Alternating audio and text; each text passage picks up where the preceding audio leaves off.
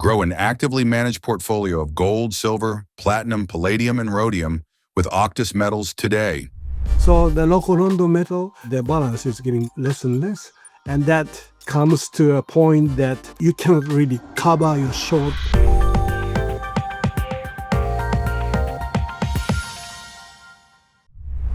Hello again, everyone, and welcome to another edition of the Auctus Edge, where we look to give precious metals investors the edge they are looking for. Bruce Ikemizu, Chief Director and Precious Metals Specialist at the Japan Bullion Market Association, joins us today. Bruce, welcome to the Edge. How are you doing? Very good. Thank you very much. It's very nice to see you again from Japan. Getting cold. Glad to see you again, Bruce. Always glad to see you. Bruce, if you don't mind, can you first tell us a little bit about yourself and, of course, the Japan Bullion Market Association? I'm working for Japan Bullion Market Association. We target retail investors for them to let them know about precious metals investment, gold, platinum, silver, and also palladium. And well, we established this association 2019. The timing was right. The market is going up, especially this year, and we are getting lots of inquiries about gold, especially. Like this year is, I think gold went up like 55%, which is much better than S&P 500 or Bitcoins or, Nikkei index. So people's attention on the precious metal is getting bigger and bigger, and our association is very happy to cope with that kind of interest. And also we are trying to connect the overseas precious metals players to Japanese market. And this also we're seeing lots of interest because our market, especially the Osaka Exchange futures market, having a very huge premiums of local London spot gold market. So I think lots of people are interested in trading, which keeps us quite busy these days. This is a good thing sometimes. So I guess you would say that the local market in Japan, their awareness of precious metals seems to be growing. That's right. Yes, very good. Bruce, I want to start off with the recent tweet where you posted a table on forward rates and lease rates. And in that tweet, you posted, these are the lease rates calculated from this morning's metal forward rates, forwards and dollar interest rates. The silver lease rates has loosened up considerably. The 1-month rate is in contango and gold remains in an overwhelmingly low interest rate state. Bruce, can you tell us about this table and what the lease rates are telling us? Well, as I think most of the viewers know that the lease rate is actually an interest rate over the precious metals. I think lots of people say that, gold doesn't bear any interest rate. I mean, it's zero interest rate for gold. Well, in a sense, it is true because it is now almost zero. But the gold still has the interest rate. And sometimes it comes up to like 5%. But the liquidity of the gold market is quite deep, and it is almost always quite close to zero. And it is now 1 month, let's say, is about 0%. But the story is totally different for other precious metals like platinum, silver, palladium. The liquidity is much lesser than gold. Silver is getting a little bit lower than it used to be a month ago. For 1 month, the silver lease rate at the moment is 3.8%. The platinum is around 13%. Palladium, 10%, which is sharply higher than the gold. But this really means that the liquidity, is much less than gold, and especially in the case of PGM, there is not enough metals in local London or local Zurich account. So that means that we have silver, platinum as well. We had a couple of years the short of the balance of the supply and demand, which gives pressure to the price.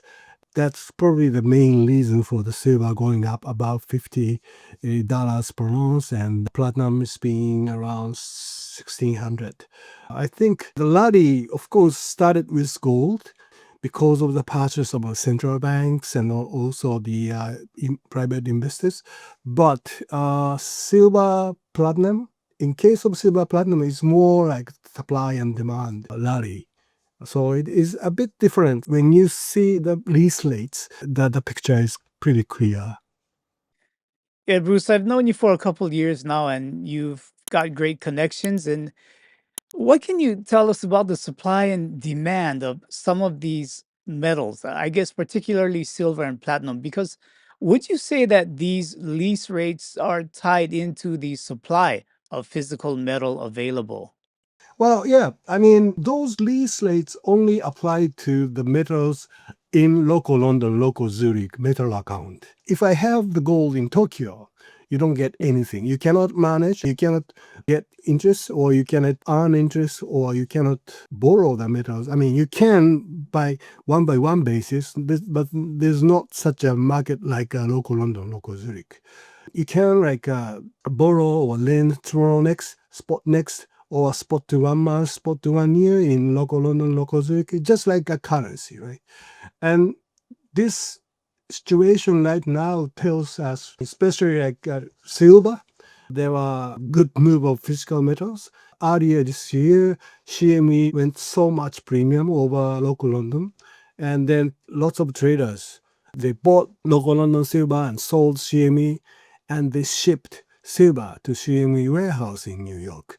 So the local London metal, their balance is getting less and less, and that comes to a point that you cannot really cover your short in local London one day. That was in October.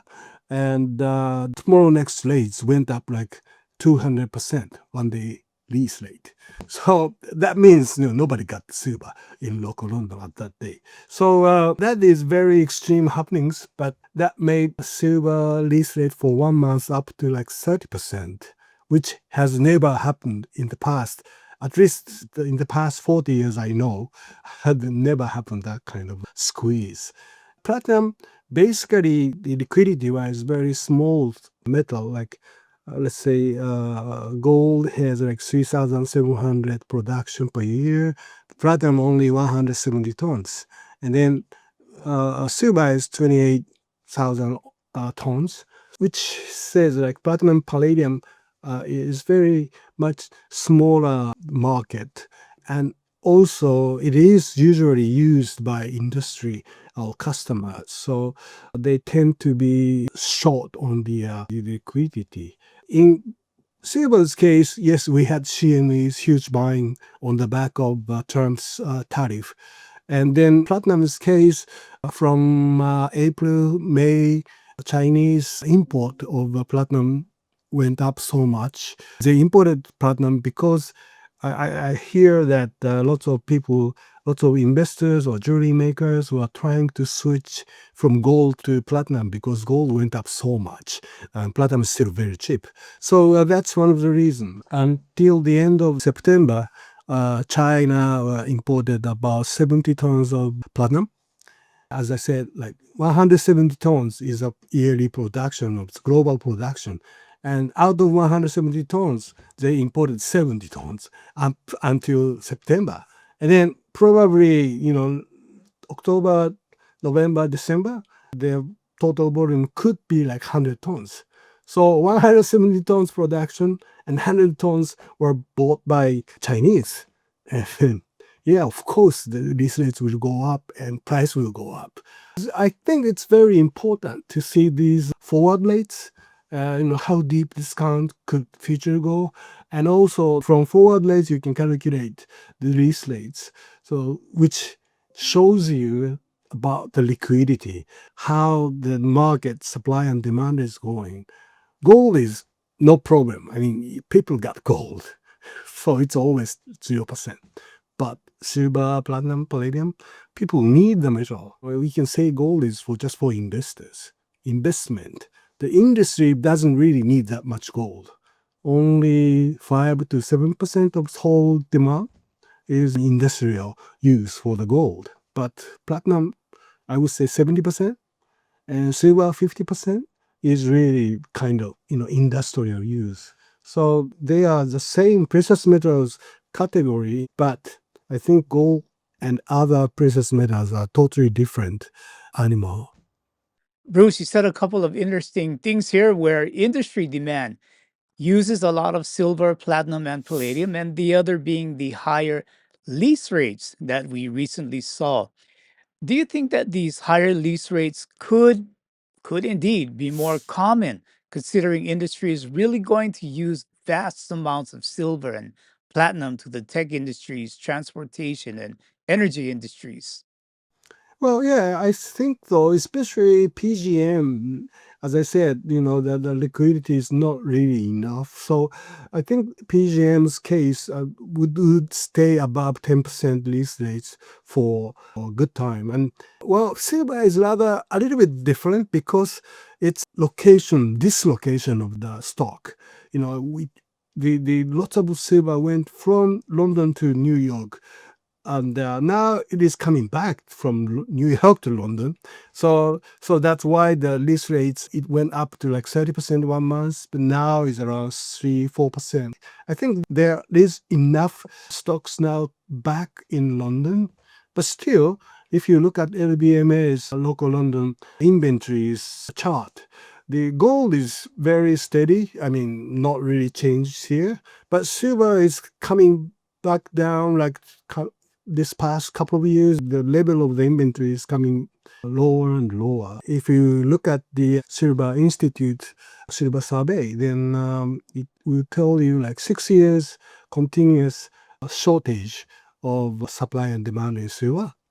And we were using the stocks, but I think this year, because of the CME's premium and also the industry usage, we really hit that local London silver board went empty at that moment. And it came back, but I think it could happen again. US appointed silver as a critical mineral. Silver is definitely interesting, and platinum recently, all the more interesting. I recall one of the times we spoke, you had mentioned how companies, investors, industries were asking you, do you know where we could buy physical platinum? Bruce, is that the case still, or has it kind of tapered off a bit? Again, it is only South Africa, who could provide the physical metals, like to Japan or to UK also. As our relationship with Russia is such now, the source of the physical metal is really limited. So lots of people are still really eager to get the physical metals. I think from 25% to 15%, I mean, these rates, 1 month rates came off. So a little bit of physical is coming around, but still, I think it's still very tight situation. Bruce, there's the term demand destruction, and I think we're going to hear this term more and more come 2026 and beyond, especially with silver and platinum. Do you think that these two metals will get to a point where, because of their phenomenal price increases, it reaches a point where demand will have to lessen? That's a very true story already. Let's say solar panel manufacturers, they are trying to use less and less silver. But the total quantity of solar panel is producing more and more. And then they are trying to use smaller amount of silver per solar panel, but still the total volume is totally so big, and demand is becoming bigger and bigger. Of course, as a manufacturer, like let's say gold is too expensive, and so industry really don't want to use gold. That as a result, only like 6-7% of the industrial demand in the total gold demand. But I think same thing could happen, but especially in PGM side, you don't really have anything else that of like a platinum, palladium, you really need it, and people are trying to find the substitution for years, let's say for car manufacturers, for the catalyst.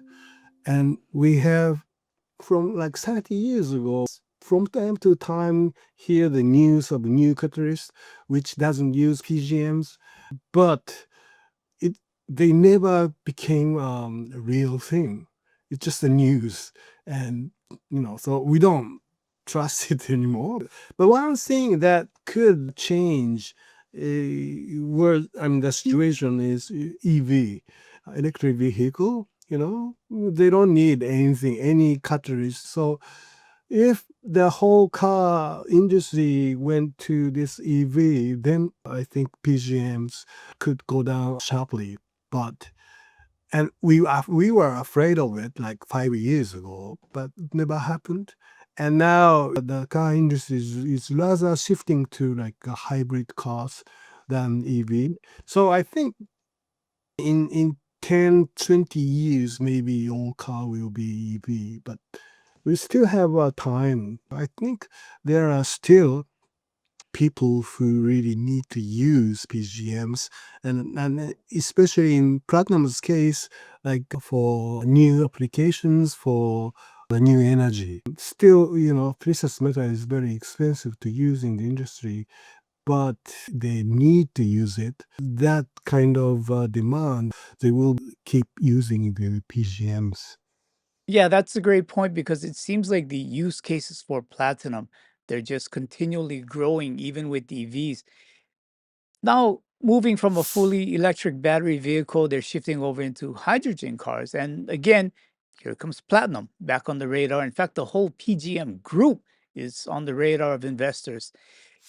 Interesting group indeed. But I want to move over to another post I saw on your Twitter or your X feed on the MOVE index. And it's commonly referred to as the volatility index for bonds. We see this index now clearly heading into an upward trend, which indicates higher expected volatility and uncertainty in the US Treasury market. So, Bruce, I want to ask you, as this move now swings upward, what in your view does it mean for the, let's just say, economic outlook and more in particularly for precious metals? Big city is going up about 20 again now, and 20, 25 now. I think, yeah, people are at this couple of days, it's a risk off movement. People expected, market expected that Fed will lower interest rates in December, but because of this closure of the US government organizations went so much longer than expected. So I think it is difficult for FRB to lower the interest rate in December, not because they don't want to, but because they don't have enough data. That situation becoming clearer, then people sold stock market, people sold bitcoins, people sold precious metals as well. The bigs went up also. People are really afraid. They don't know what's going to happen. But I think I'm kind of hoping that it will be kind of short-lived, because sooner or later, I think the FRB will lower the interest rates, and then the money will come back to the risk asset. And I think the gold had traded $4,000 this couple of days, but it is coming back up now quite strongly, like 4,100 is quite close now. And silver is again about $51. Week longs are selling, but I've been actually thinking that this dip is quite good chance for precious metal longer term investors to add on the positions. I've been buying. I've been buying gold, and especially silver below $50. I think this is a good chance to buy. Just my personal view. Yes. Yeah, Bruce, I want to go into the Japanese market for a little bit. You have a new prime minister, Sanae Takeichi. How are the markets in Tokyo and the yen responding to this change in leadership? The market welcomed her when she just became the prime minister because she is more positive on the market itself. But recently, there's a couple of problems. One is the comment against China policy toward the Taiwan. It is becoming a big, tit for tat at the moment, and China tells their people that not to go to Japan. They just said that they are not buying Japanese seafood again. Well, I don't know. It's a little bit too much, I feel, but that's the case it is at the moment. And also, financial policy is very aggressive. I mean, she said she would need 1.1 trillion, $1.1 billion to stimulate the economy, which is a little bit worrying thing. I mean, for the market, because Japan is already like 230 times more of the debt of the GDP. Then, if we are spending more money, that means we are borrowing more money from the market. And the longer national bond yield went up like very close to, let me see, 1.78 for 10 years, I guess, today. Yeah, that's right. And for 30 years, bond touched the historical high interest rate. And then yen became weakened now on like 155, 60, 70 level, which is the highest for last year, couple of years. So I think for overseas traders or investors are selling yen and selling Japanese stock and bond due to this worry about this new spending, which is not really good. I mean, in Japan, people are not that worried about this. More people are kind of welcoming the move. But personally, I'm a bit worried because the yen, this yen is, going weaker of this news. And we have very big problem about this spending. And the primary balance is becoming worse. So I am worried about that. Bruce, you touched on debt, and I think Japan's current GDP to debt ratio is about 235% or so. I'd like to know, how do Japan, or let's just say Japanese investors, or even the everyday person in Japan, how do they manage through this high level of debt? Well, there are lots of opinions about this, and some optimistic opinion is that the debt is from inside. I'm from Japan, because the Japanese debt is paid by Japanese people. So it's totally different from like U.S. U.S. government bond. The biggest buyer is Japan, Japanese institutions, and also Japanese government. But Japanese government bond, the biggest buyer is Japanese institutions like banks or postal savings and Japanese nationals. So they say that Japanese people really trust Japanese government, so they don't sell. But I don't know. I'm not the buyer. And I'm afraid. I mean, I don't want to buy the Japanese government bond. Actually, it is not that I don't trust Japanese government, but that the return is still very low. I mean, as an investor's point of view, like last year, the U.S. bond is like 5%, 10 years. And then Japanese 10 years bond is like 0.5%. So, why, fix your money 10 years at 0.5%? No way. I buy US government bond 5%. So I really kind of worry about Japanese debt. There are just two types of people that really worried about this debt. 235% of GDP is really, I mean, in the world, this is the biggest debt, I think, and we are still doing okay. But the positive people who are not worried about this is because even this 235% of GDP's debt, we are okay. We are doing just fine. I mean, this stock market is okay, debt market is okay, so it's okay. But I don't know. I don't feel very comfortable about this. So this is two kind of people, and so far it's okay. I'm worried. So in my portfolio, I invest in gold, I invest in U.S. bond, I invest in U.S. stocks, Japanese stocks as well. But you have to have some kind of portfolios for the rainy days, I think. Yeah, that's another great point, Bruce. I was just going to ask you if you see as a part of the strategy for, let's say, the everyday person all the way up to the high net worth investor, do you see where allocating or reallocating their holdings into precious metals could be a good play for them? Yeah, it is. I mean, they should really. I mean, if you have gold in yen, then it covers you for inflation, for weaker yen.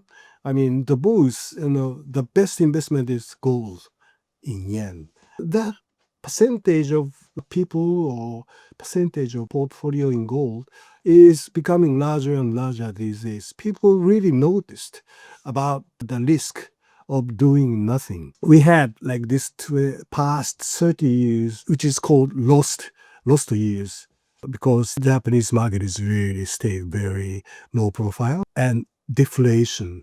So in that kind of situation, we don't need to do anything at all. We just have the money in the bank. And that's the best thing that you should do, because the value of the money went up and up, and the price of the things, came off. But now we are in very inflationary period, and if you don't do anything, your money lose the value, and especially yen loses the value as well.